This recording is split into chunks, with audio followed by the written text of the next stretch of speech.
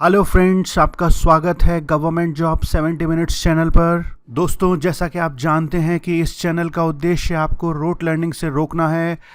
इसकी डिटेल जानकारी के लिए इंट्रोडक्शन 1 और इंट्रोडक्शन 2 लेक्चर देखना बिल्कुल ना भूलें। इस वीडियो की बेटर अंडरस्टैंडिंग के लिए इंडियन पॉलिटी 1 और इंडियन पॉलिटी 2 वीडियोस देखना भी बहुत हेल्पफुल रहेगा। दोस्तों, पिछले वीडियो में हमने डिस्कस किया था कि किस तरह हम बिलियन प्लस लोगों ने अपने डेली रूटीन में बिजी होने के कारण अपनी लाइवलीहुड की अर्निंग के लिए हम सब बिजी हैं। इस रीज़न से हमने अपने रिप्रेजेंटेटिव्स को लेजिस्लेचर में भेजा और उन्हें अपनी सारी रिस्पॉन्सिबिलिटी दे दी।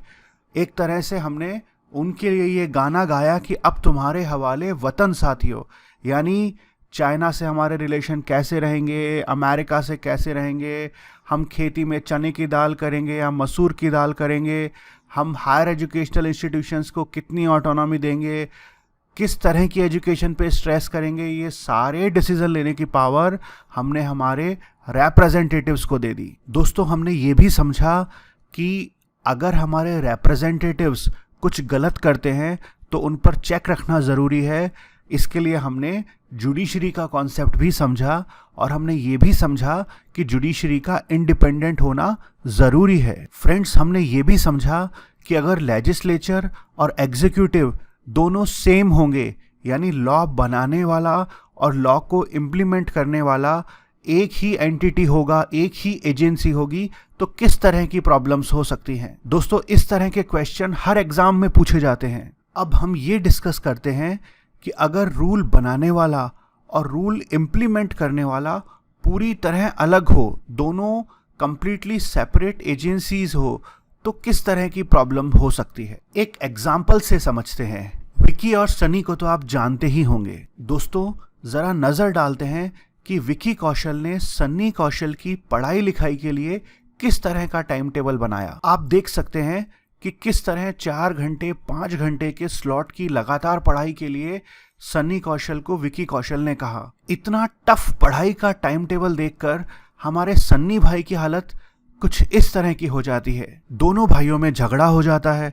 सन्नी कहते हैं कि भाई, एक दिन तो मैं ये टाइम टेबल फॉलो कर सकता हूँ, लेकिन डेली बेसिस पर ये टाइम टेबल फॉलो करना मेरे बस की बात नहीं है। दोनों भाइयों का झगड़ा सुनकर माताजी आती हैं और माताजी विक्की से कहती हैं कि बेटा, तूने भी बहुत पढ़ाई की है, तेरा टाइम टेबल भी मुझे याद है, एक काम कर, तू भी कल से इसी टाइम टेबल को फॉलो कर। जोश जोश में विक्की हाँ तो कर देते हैं, लेकिन जैसे ही अगले दिन वो इस टाइम टेबल को फॉलो करने की कोशिश करते हैं तो उनकी दशा कुछ इस तरह की होती है। वो पसीने पसीने हो जाते हैं क्योंकि टाइम टेबल बहुत ही टफ था। जब विक्की समझ चुके हैं कि उन्हें भी यही टाइम टेबल फॉलो करना है, तो वो टाइम टेबल को लिबरल बनाने की कोशिश करते हैं, एंटरटेनमेंट का टाइम बढ़ाते हैं, पार्टी की परमिशन रखते हैं और अपने साथ अपने भाई को भी घुमाने फिराने ले जाते हैं।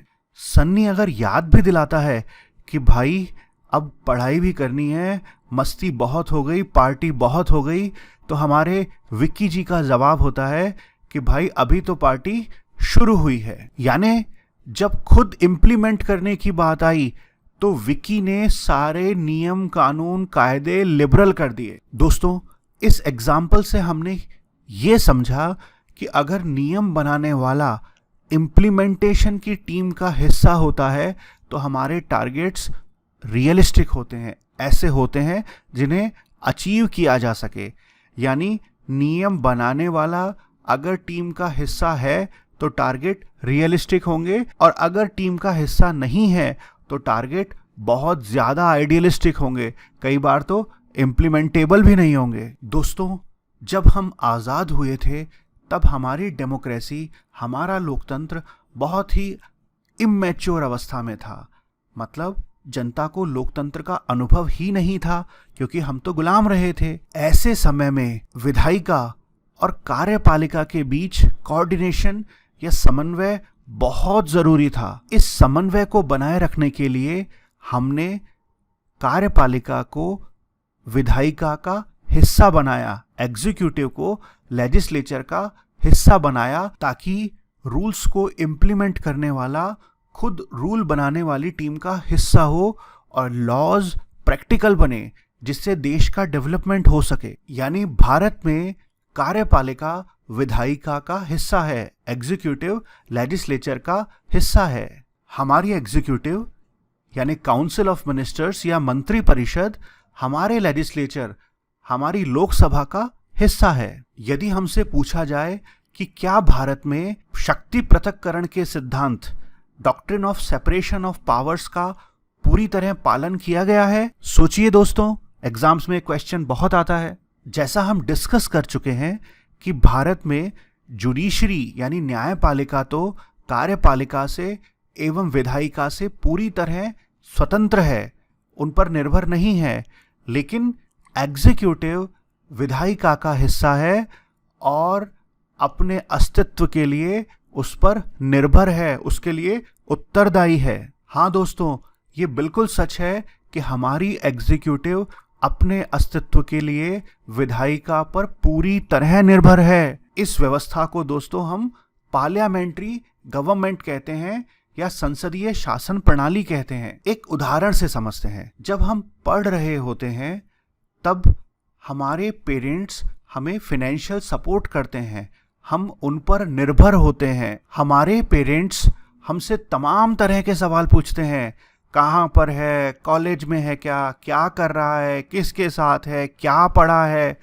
हम कई बार इन सवालों से परेशान हो जाते हैं, लेकिन दोस्तों क्योंकि वो हमें फाइनेंशियल सपोर्ट कर रहे होते हैं और जो फाइनेंशियल सपोर्ट करेगा हम उसके लिए उत्तरदायी होंगे, हम उनके लिए उत्तरदायी होते हैं। लेकिन फ्रेंड्स, जब हम सफल हो जाते हैं, हमें जॉब लग जाती है, तो धीरे धीरे हमारे पेरेंट्स हमसे क्वेश्चनिंग कम कर देते हैं। उन्हें समझ आती है कि अब ये इंडिपेंडेंट है, अपने डिसीजन खुद ले सकता है। यानी अगर हम पेरेंट्स से फाइनेंशियल सपोर्ट लेते हैं तो पेरेंट्स हमें फाइनेंशियली क्वेश्चन कर सकते हैं, हम उनके लिए रिस्पॉन्सिबल हैं। दोस्तों याद कीजिए अपने डिस्कशन को, हमने कहा था कि हम 137 करोड़ लोगों ने हमारी सारी पावर अपने रिप्रेजेंटेटिव्स को दी, उन्हें पार्लियामेंट में बिठाया और गाना गाया, अब तुम्हारे हवाले वतन साथियों। तो वाकई हमने हमारी पावर दी हमारे रिप्रेजेंटेटिव्स को, लेकिन हमारे रिप्रेजेंटेटिव्स ने रूल बनाने की पावर तो खुद के पास रखी, लेकिन उसे एग्जीक्यूट करने की पावर एग्जीक्यूटिव को दी। तो अब आप ही बताइए कि अगर एग्जीक्यूटिव को पावर लेजिस्लेचर से मिल रही है तो क्या एग्जीक्यूटिव लेजिस्लेचर के लिए रिस्पॉन्सिबल होगी या नहीं होगी? क्या उसका अस्तित्व बिना लेजिस्लेचर की मर्जी के हो सकता है? दोस्तों question hour, zero hour, privilege motion, no confidence motion, ये शब्द आपने सुने होंगे। ये सब एक तरीका है जिसके माध्यम से हमारे रिप्रेजेंटेटिव्स एग्जीक्यूटिव पर कंट्रोल रखते हैं, क्योंकि हमारी एग्जीक्यूटिव लेजिस्लेचर के लिए रिस्पॉन्सिबल है। दोस्तों क्या ऐसे भी देश हैं जहां एग्जीक्यूटिव लेजिस्लेचर से पूरी तरह स्वतंत्र हो? अमेरिका में एग्जीक्यूटिव लेजिस्लेचर से पूरी तरह स्वतंत्र है। यहां doctrine of separation of powers का पूरी तरह पालन किया गया है, यानी एग्जीक्यूटिव, लेजिस्लेचर और जुडिशरी अपने अपने स्फीयर में स्वतंत्र हैं। ऐसी व्यवस्था को प्रेसिडेंशियल फॉर्म ऑफ गवर्नमेंट कहा जाता है। बुक्स में कई बार इसके लिए नॉन रिस्पॉन्सिबल एग्जीक्यूटिव या नॉन रिस्पॉन्सिबल गवर्नमेंट शब्द का भी प्रयोग किया जाता है। इससे स्टूडेंट्स कई बार कंफ्यूज हो जाते हैं कि ये नॉन रिस्पॉन्सिबल, अनुत्तरदायी सरकार, अरे भाई सरकार को तो उत्तरदायी होना ही चाहिए। दोस्तों यहाँ कॉन्सेप्ट की क्लैरिटी बहुत इंपॉर्टेंट है। ये नॉन रिस्पॉन्सिबल शब्द एग्जीक्यूटिव का लेजिस्लेचर के संदर्भ में प्रयोग किया गया है, यानी यहां एग्जीक्यूटिव लेजिस्लेचर के लिए रिस्पॉन्सिबल नहीं है बल्कि सीधे जनता के लिए रिस्पॉन्सिबल है। भारत में एग्जीक्यूटिव जनता के लिए तो रिस्पॉन्सिबल है ही, लेकिन क्योंकि उसे सारी शक्ति लोकसभा से मिल रही है, संसद से मिल रही है, इसलिए विशेष रूप से वो लोकसभा के लिए उत्तरदायी है। और अगर लोकसभा हमारी सरकार से खुश नहीं है तो हमारी सरकार का अस्तित्व नहीं रह सकता। यानी भारत में रिस्पॉन्सिबल गवर्नमेंट कहा जाएगा और अमेरिका में नॉन रिस्पॉन्सिबल गवर्नमेंट कहा जाएगा। इसे भी एक एग्जाम्पल से समझते हैं फ्रेंड्स।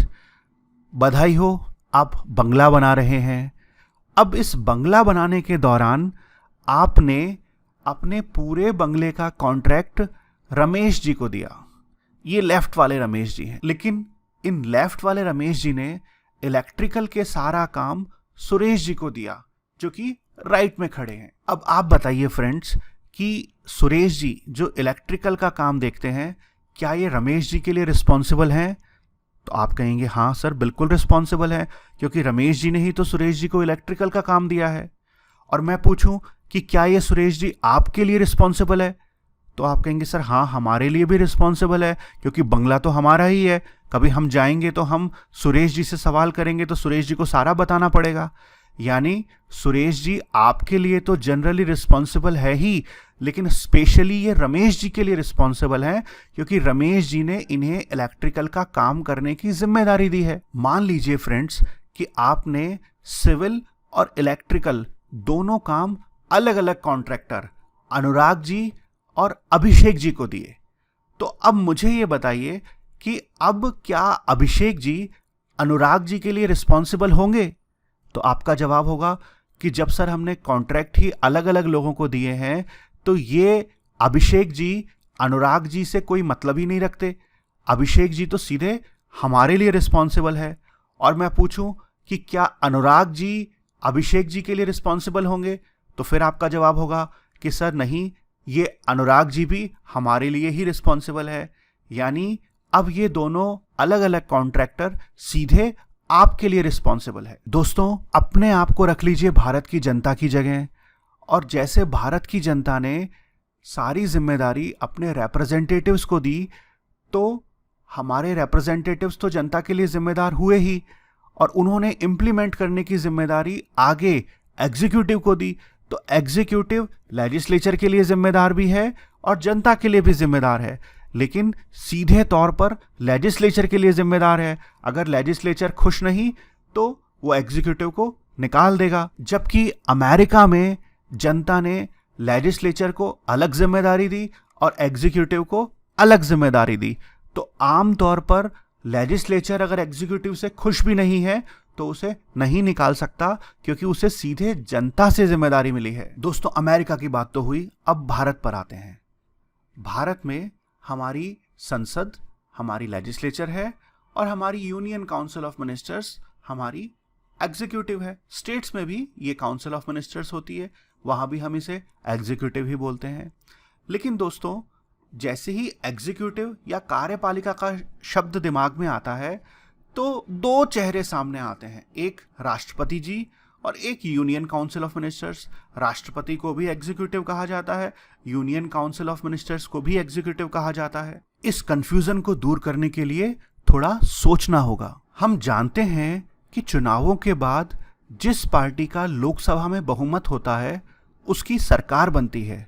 पर दोस्तों, अगर किसी दल को स्पष्ट बहुमत ना मिले, किसी गठबंधन को बहुमत मिले, गठबंधन चुनाव पूर्व हो या चुनाव बाद हो, और मान लो कुछ सदस्य 5 साल से पहले ही सपोर्ट वापस ले लें, तो क्या होगा? बहुत सारा कंफ्यूजन हो सकता है। आपका उत्तर होगा कि अगर बहुमत नहीं है तो प्रधानमंत्री को इस्तीफा देना होगा। बात भी ठीक है, भारत में कई प्रधानमंत्रियों ने इस्तीफे दिए हैं।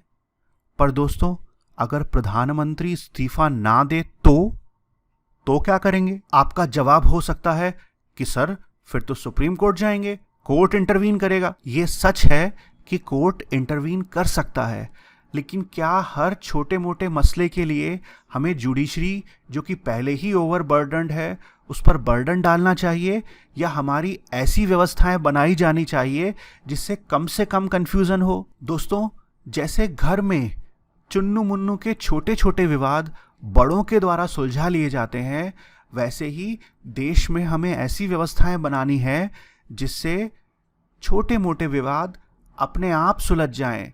उसमें कोई ना कोई ऐसा व्यक्ति हो जिसका दायित्व हो कि वो विवादों को सुलझाए। हमारे नियम ऐसे लिखे गए हैं जिससे कम से कम विवाद हो और हमें कम से कम जुडिशरी के पास जाना पड़े। तो हमारे राष्ट्रपति जी भी एग्जीक्यूटिव हैं और काउंसिल ऑफ मिनिस्टर्स भी एग्जीक्यूटिव हैं। एक मयान में दो तलवार तो रह ही नहीं सकती। तो इस संभावित कॉन्फ्लिक्ट को खत्म करने के लिए हमने संविधान में लिख दिया कि हमारे हेड तो प्रेसिडेंट ही हैं, लेकिन प्रेसिडेंट को एडवाइस करने के लिए एक काउंसिल ऑफ मिनिस्टर्स होगी जिसका हेड प्राइम मिनिस्टर होगा और हमारे राष्ट्रपति जी इस मंत्री परिषद की सलाह पर काम करेंगे। राष्ट्रपति जी चाहे तो एक बार सलाह को वापस भेज सकते हैं, लेकिन उन्हें काम वही करना होगा जो हमारी मंत्री परिषद कहेगी। तो अब दोस्तों कॉन्फ्लिक्ट होने की संभावनाएं खत्म हुई या नहीं हुई? क्योंकि जब राष्ट्रपति जी को करना वही है जो हमारी मंत्री परिषद कहेगी तो फिर कॉन्फ्लिक्ट का तो सवाल ही नहीं उठता। दोस्तों आप प्रश्न कर सकते हैं कि आखिर हमें राष्ट्रपति की जरूरत ही क्या थी? एग्जीक्यूटिव में केवल काउंसिल ऑफ मिनिस्टर्स को ही रखा जा सकता था। लेकिन दोस्तों जैसा मैंने आपसे पहले भी पूछा कि मान लो प्रधानमंत्री इस्तीफा ही ना दे तो दोस्तों जुडिशरी के पास जाने के स्थान पर राष्ट्रपति जी सरकार को भंग कर सकते हैं, सरकार को बर्खास्त कर सकते हैं। किसी को स्पष्ट बहुमत ना मिले तो राष्ट्रपति जी अपने विवेक से निर्णय ले सकते हैं। हाँ, यदि उन्होंने अपने विवेक का दुरुपयोग किया तो न्यायपालिका जरूर बीच में आएगी। आमतौर पर राष्ट्रपति जी सारा काम मंत्री परिषद की सलाह से करेंगे, लेकिन जब मंत्री परिषद के अस्तित्व पर ही प्रश्न चिन्ह लगे, जैसे क्या वाकई मंत्री परिषद को लोकसभा का बहुमत प्राप्त है, या क्या वाकई मंत्री परिषद ने अपने नेता के रूप में प्रधानमंत्री को जो चुना है उस पर उसका विश्वास है, ऐसी सारी परिस्थितियों में राष्ट्रपति का पद बहुत महत्वपूर्ण हो जाता है। दोस्तों सेंट्रल गवर्नमेंट में सारा काम प्रेसिडेंट की तरफ से होता है, राष्ट्रपति की ओर से होता है, ऑन बिहाफ ऑफ प्रेसिडेंट होता है, और स्टेट गवर्नमेंट में सारा काम ऑन बिहाफ ऑफ गवर्नर होता है। इसको भी एक एग्जाम्पल से समझते हैं। जैसे हमारे घर में एक हमारे ग्रेट ग्रैंडफादर हैं, परदादा जी हैं, अब 90 साल से ज़्यादा के हो गए हैं, चला फिरा भी नहीं जाता, दिखाई भी कम देता है, सुनाई भी कम देता है, लेकिन दोस्तों फिर भी वो हमारे घर के हेड हैं। अगर हमारे घर पर कोई शादी का कार्ड आता है तो वो परदादा जी के नाम से आता है, और उनका नाम लिखा होते ही हम 50 लोगों का परिवार, चाचा ताऊ सब लोग वहाँ खाना खाने पहुँच जाते हैं, और हमारी तरफ से जो शगुन का लिफाफा दिया जाता है वो भी परदादा जी की तरफ से दिया जाता है। यानी घर का कोई भी काम हमारे ग्रेट ग्रैंडफादर नहीं कर रहे हैं, लेकिन फिर भी सारा काम उन्हीं की ओर से हो रहा है। उसी तरह सेंट्रल गवर्नमेंट में सारा काम प्रेसिडेंट की ओर से और स्टेट गवर्नमेंट में सारा काम गवर्नर की ओर से होता है। और काम करता कौन है?